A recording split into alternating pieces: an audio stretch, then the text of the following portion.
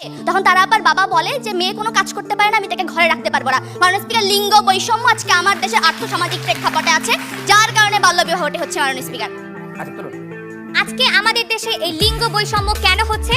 আজকে আমাদের সরকার আমাদের নারীদেরকে সকল সুবিধা দেওয়ার পরেও আমরা কেন নারীদেরকে লিঙ্গ বৈষম্যের মধ্যে ফেলছি? এটা কি আমাদের সচেতনতার অভাব নয়? বাল্য বিবাহ নিয়ে দুই দলের মধ্যে কঠিন বিতর্ক।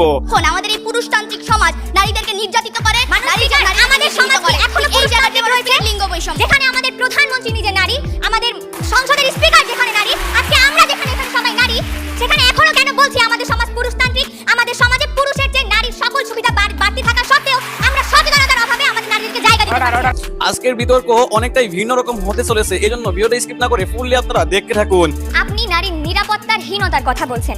আজকে আমাদের সমাজের বখাটেরা যারা রয়েছে তারা কি অর্থের জন্য আমাদের নারীদেরকে নিরাপত্তাহীনতায় ফেলছে? আজকে তারা কেন নিরাপত্তাহীনতায় ভুগছে? কারণ তারা সচেতনতার অভাবে। মাননীয় স্পিকার, সে একই উত্তর শক্তির পিরামিডে যখন একজন পুরুষ নারীর থেকে এগিয়ে থাকে, ঠিক তখনই নির্যাতিত হতে হয়। লিঙ্গ বৈষম্যের ব্যাপারটি চলে আসছে। মাননীয় স্পিকার, আসসালামু আলাইকুম, আশা করি আপনারা সবাই ভালো আছেন। নতুন ভিডিওতে সবাইকে আবার স্বাগতম। এখানে বেশি কথা বলে সময় নষ্ট করবো না, দেখলে আমরা ভিডিও ফুটেজে চলে যাবো, কারণ ভাই ওখানে অগ্নিসরা বক্তব্য হইতেছে। এমন একটা বিতর্ক যে বিতর্ক নাকি বর্তমান জামানার সঙ্গে অনেকটাই মিলে যায়, কারণ বর্তমান জামানায় যে কাজগুলো হইতেছে এই কাজগুলো তুলে ধরছে এই দুই বাঘিনীরা। জাস্ট ভিডিওটা স্কিপ না করে ফুলি দেখুন, আপনার কাছে মনে হবে এই কথাগুলো অনেকটাই ঠিক আছে। আর পক্ষ দলের বিপক্ষ দলের মধ্যে যে লড়াইটা হইতেছে বাল্য বিবাহ নিয়েই, জাস্ট ভিডিওটা স্কিপ না করে ফুলি দেখুন, দেখলে আপনাদের রক্ত বন্ধ গরম হয়ে যাবে। সকালে বাবা বা মুই দিয়াছিল বিয়া, খুশি হইল হেরা সবাই ভালো জামাই পাইয়া। বুঝলো না আর ভালা মন্দ, করলো অবিচার, নষ্ট কইরা দিল তারা জীবনটাই আমার। হ্যাঁ মাননীয় স্পিকার, এই বলছি সেই কন্যা শিশুর কথা যার পরিবার ও সমাজের অসচেতনতার কারণে তার সংঘটিত হয়েছিল বাল্য বিবাহ। মাননীয় স্পিকার, আপনাকে ধন্যবাদ জানাচ্ছি।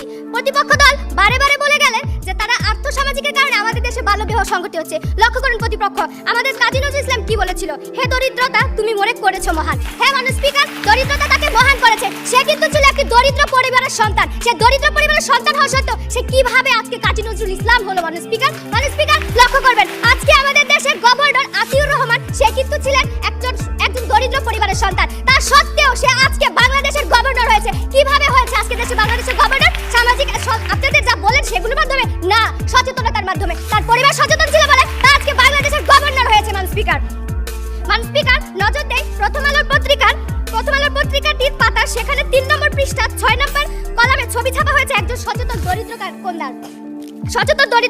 আর দরিদ্র কন্যাটি হচ্ছে সাজেদ আক্তার। এর কথা বলছি যে বগুড়া সদর উপজেলার বুড়িচর ইউনিয়নের হতদরিদ্র রিকশাওয়ালার সন্তান। সে হতদরিদ্র পরিবারের সন্তান হওয়া সত্ত্বেও সে তার উপজেলার 160টি বাল্য বিবাহ প্রতিরোধ করেছে। স্পিকার, এবং সে কিভাবে করলো? তার একান্ত সচেতনতার মাধ্যমে কিন্তু তিনি 160টি বাল্য বিবাহ প্রতিরোধ করতে পেরেছে। প্রতিপক্ষ আমার প্রশ্ন নাই যে সচেতনতার মাধ্যমে এতই যদি সফলতা হয়ে থাকে, তাহলে সচেতনতার অভাব কেন প্রধান কারণ? ধন্যবাদ আপনাকে। আপনি লক্ষ্য করেন আজকে এই ডিবেট ফর ডেমোক্রেসি কি জন্য হয়েছে? ডিবেট ফর ডেমোক্রেসি কিন্তু কন্যা শিশুর একাডেমিক ফোকাসের জন্য হয়েছে এবং কন্যা শিশুদের বাল্যবিবাহ প্রতিরোধের জন্য হয়েছে। আমাদের দেশে যদি আপনাদের সামাজিক আরো প্রেক্ষাপটগুলো দেখেছেন সেগুলোর অভাব থাকলো, তাহলে কিন্তু এটা করা হতো না। কন্যা শিশুদের জন্য ডিবেট ফর ডেমোক্রেসি এজন্য হয়েছে, তারা কিন্তু বাল্যবিবাহ প্রতিরোধ করছে। অভাবটা কোথায়? অভাব হচ্ছে এই দেশে সচেতনতার অভাব। আবার অভাব কোথায়? সচেতনতার তো মূল অভাব। সচেতনতা নেই বলে তো আজকে আমাদের দেশে বাল্যবিবাহ হচ্ছে প্রতিপক্ষ। আর আমরা সেই সচেতনতার দিকগুলোকেই তো দেখিয়ে যাচ্ছি যে সচেতনতার মাধ্যমে আমরা বাল্যবিবাহকে প্রতিরোধ করব।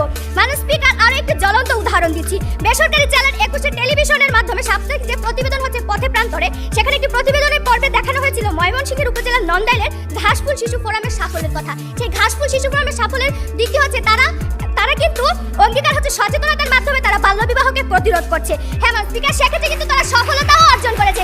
তারা সেই উপজেলার 33টি বাল্যবিবাহ প্রতিরোধ করেছে সচেতনতার মাধ্যমে।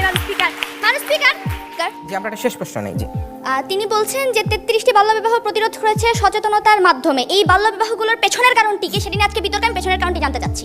পেছনের কারণ হচ্ছে অসচেতনতা। সেই অসচেতনতা থেকে তো সচেতনতার মাধ্যমে বাল্যবিবাহকে প্রতিরোধ করলো।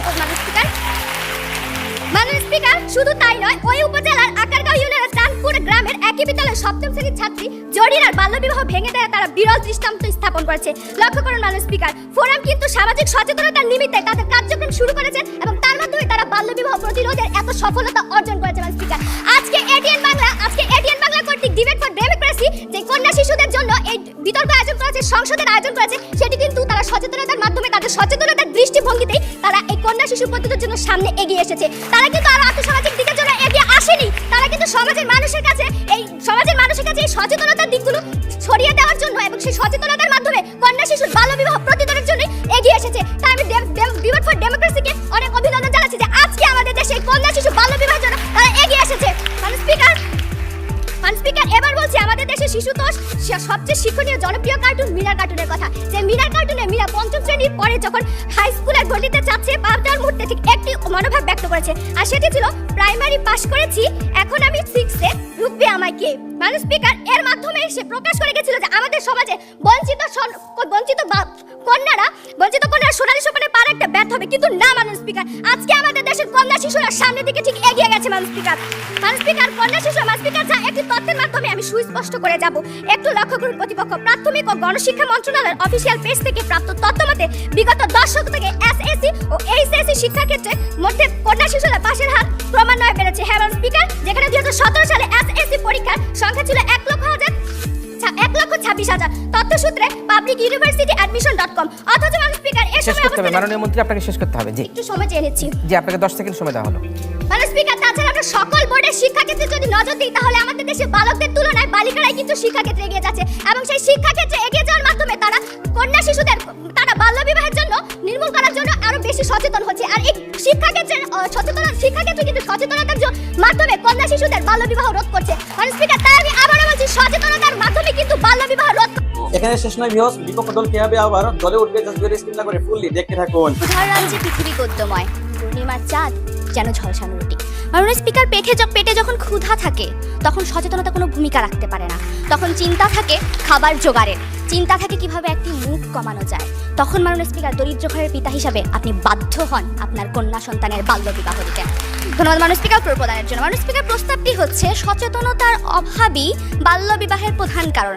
বিতর্কের একটি ডিমান্ড আছে মাননীয় স্পিকার, আর এই প্রস্তাবটি ডিমান্ড করছে বাল্যবিবাহের পেছনের কারণগুলো কি। মাননীয় স্পিকার, আজকে সরকারি দল সম্পূর্ণ সেই জায়গা থেকে সরে এসেছে এবং বলছে সচেতনতার মাধ্যমে বাল্যবিবাহ রোধ করতে পারছি, সুতরাং অভাব এটার। না মাননীয় স্পিকার, আজকে সচেতনতার মাধ্যমে বাল্যবিবাহ ঠিকই রোধ হচ্ছে, বাল্যবিবাহ কমে আসছে মাননীয় স্পিকার, কিন্তু যে গুটিকতক বাল্যবিবাহ হচ্ছে, যাদের জন্য আজকে আমার দেশ এগোতে পারছে না, যাদের জন্য আমরা হাহাকার করছি মাননীয় স্পিকার, তাদের পেছনের কারণটা কি? সেই বাল্যবিবাহের পেছনের কারণটি হচ্ছে আর্থসামাজিক প্রেক্ষাপট। মাননীয় স্পিকার, যুক্তি খণ্ডন দিয়ে শুরু করছি, লক্ষ্য করুন। আজকে তিনি মিনা কার্টুনে একটি কথা বলেছেন, মিনা কার্টুনে একটি পর্ব ছিল তারা আপার বাল্যবিবাহ। মাননীয় স্পিকার, যখন মিনা যে তারা আপার বাবাকে বলে, তখন তারা আপার বাবা বলে যে মেয়ে কোনো কাজ করতে পারে না, আমি তাকে ঘরে রাখতে পারবো না। মাননীয় স্পিকার, লিঙ্গ বৈষম্য আজকে আমার দেশে আর্থসামাজিক প্রেক্ষাপটে আছে, যার কারণে বাল্যবিবাহটি হচ্ছে মাননীয় স্পিকার।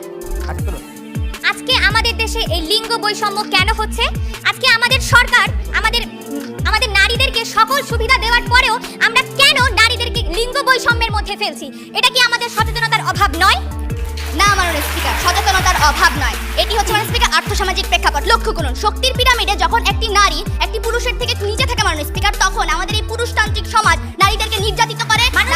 আমাদের সমাজে এখনো এই জায়গাতে রয়েছে লিঙ্গ বৈষম্য, যেখানে আমাদের প্রধানমন্ত্রী নিজে নারী, আমাদের সংসদের স্পিকার যেখানে নারী, আজকে আমরা যেখানে এখানে সবাই নারী, সেখানে এখনো কেন বলছি আমাদের সমাজ পুরুষতান্ত্রিক? আমাদের সমাজে পুরুষের যে নারীর সকল সুবিধা বাড়তি থাকা সত্ত্বেও আমরা সচেতনতার অভাবে আমাদের নারীদেরকে জায়গা দিতে পারছি না। আপনি কারণটি বলুন যে কিসের অভাবে এখনো পর্যন্ত আমরা আমাদের নারীদেরকে সঠিক স্থানে যথাযথ স্থানে নিতে পারছি না।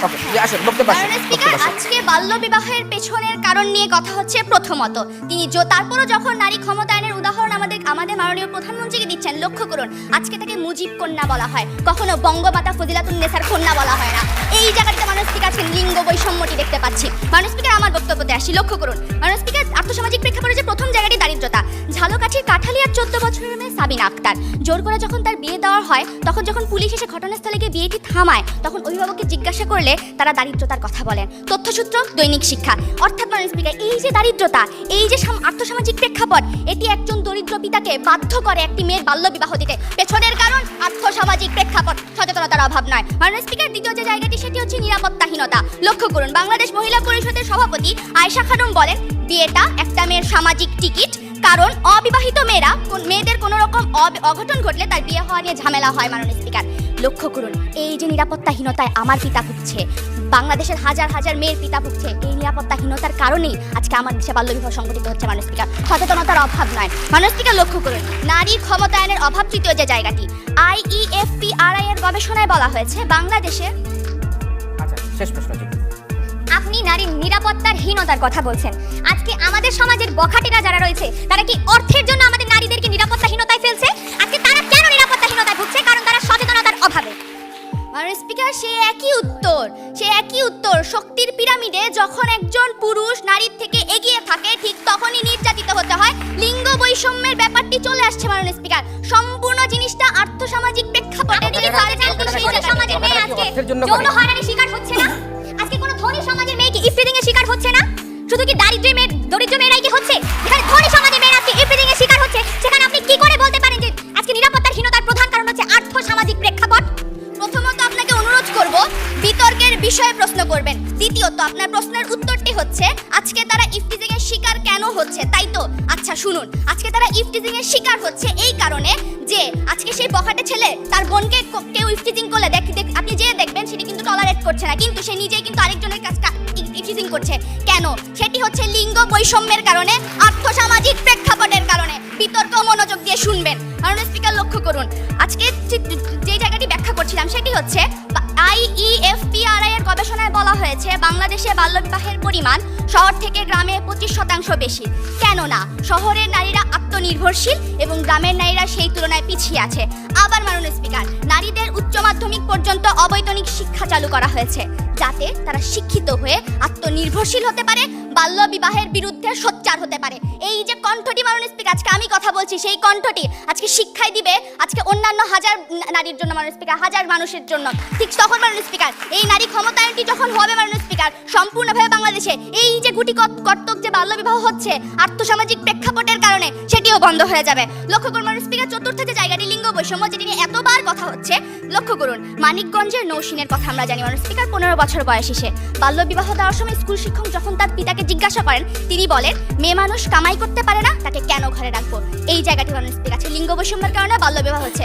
আবার মাননীয় স্পিকার, যে ধর্মীয় গোড়ামি, আজকে স্বামীর ঘরই মেয়েদের আসল ঘর, এই চিন্তাটি থেকে মাননীয় স্পিকার আজকে বাল্যবিবাহ দেওয়া হচ্ছে। সুতরাং আর্থসামাজিক প্রেক্ষাপটই বাল্যবিবাহের প্রধান কারণ এবং সরকারি দলকে অনুরোধ করব তারা যাতে বাল্যবিবাহের পেছনের কারণ নিয়ে কথা বলেন, বাল্যবিবাহ কিভাবে বন্ধ করবো সেটি নিয়ে কোনো কথা না বলেন। প্রস্তাবটি গৃহীত হবে না। বাল্যবিবাহ নিয়ে পক্ষ দলের বিপক্ষ দলের মধ্যে যে বিতর্ক হলো, আপনাদের কাছে কেমন লাগছে অবশ্যই কমেন্ট করে জানাতে ভুলবেন না। আমার কাছে খুবই ভালো লাগছে বিধায় এই ভিডিওটি আপনাদের মাঝে শেয়ার করা। আর আপনারা হয়তো জেনে থাকবেন যে এই চ্যানেলে কিন্তু এই সকল মানে বিতর্ক এন্ড অগ্নিছড়া, রক্ত গরম করা, হৃদয় বিতর্ক যে বক্তব্যগুলো আছে সেই বক্তব্যগুলোই আপনাদের মাঝে শেয়ার করে থাকি। আর এই বক্তব্যগুলোই আপনাদের কাছে পছন্দ হয়ে থাকে, এই জন্য এই ভিডিওগুলো বেশি বেশি আমি শেয়ার করি। আর যারা নাকি এই চ্যানেলে নতুন ভিজিট করতেছেন অবশ্যই এই চ্যানেলটিকে সাবস্ক্রাইব করে পাশে থাকা বেল আইকনে ক্লিক করে রাখুন। দেখা হচ্ছে সামনে আবার কোন একটা অগ্নিছড়া, রক্ত গরম করা এই হৃদয় বিতর্ক বক্তব্য নিয়ে। সেই পর্যন্ত সবাই ভালো থাকুন। আসসালামু আলাইকুম।